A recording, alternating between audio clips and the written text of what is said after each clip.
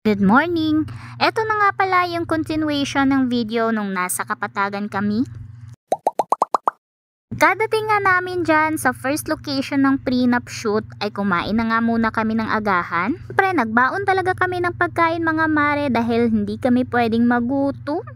Cheers. After nga namin kumain ng agahan dyan ay tamang pa selfie lang kami ni asawa. Habang yung mag-couple ay nung pisahan na nga yung pag-makeup. Please lang din naman yung makeup ng kapatid ko kaya ayan sabi niya i-picturein ko nga daw muna siya.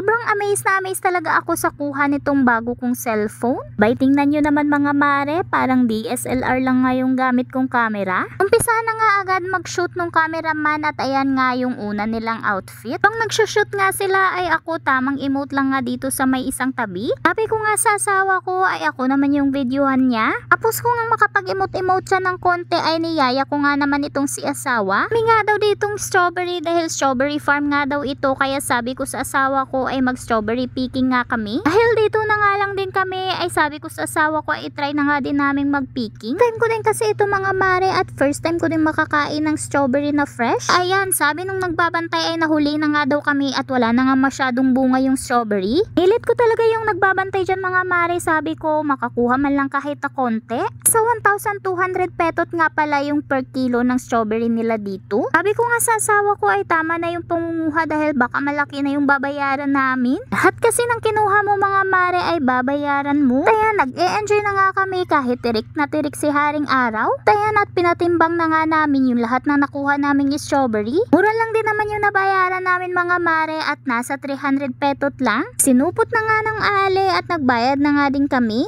Cute size lang nga yung mga strawberry na dito kaya magaan lang din. After nga namin mag-picking dyan ng strawberry ay umakyat na nga din kami agad. Sa baba na part kasi yung area ng mga strawberry nila dito. At ayan at hiningal na nga kami paakyat. Kadating nga namin ng taas ay nakita ko naman itong napaka-cute na monkey. Hindi ko na nga siya hinawakan mga mare dahil natatakot ako. Na nga din yung naabutan namin sa mag-couple at nakapag-change na nga din sila ng outfit. Basan ko na nga agad yung daladala kong strawberry at para matikman na nga din namin. At nang matikman ko nga mga mare ay hindi ko nga nagustuhan. Happy na din nga ako mga mare dahil natikman ko na nga din yung fresh na strawberry. Strawberry jam lang nga kasi yung natikman ko nga mga mare at favorite ko nga yung mga strawberry jam. Curious nga kasi ako sa lasa ng fresh na strawberry kaya sinubukan ko talaga. By the way mga mare, nag-iba na nga yung weather dyan. Kanina nung nag-picking kami ng strawberry ay sobrang init at ngayon naman ay napakalamig na naman. May nakahanda ngang pagkain sa loob kaya ayan, nilantaka na nga agad namin ni asawa. Gutom na din kasi kami dyan mga mare dahil nabilad nga kami sa init nung nag-picking kami ng strawberry.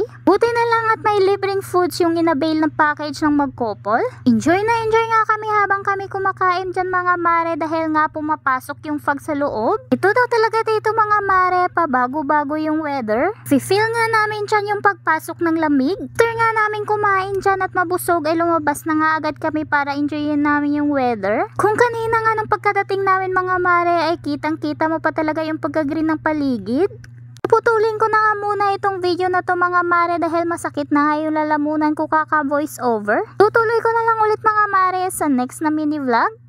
Oh siya, yun lang muna. Bye!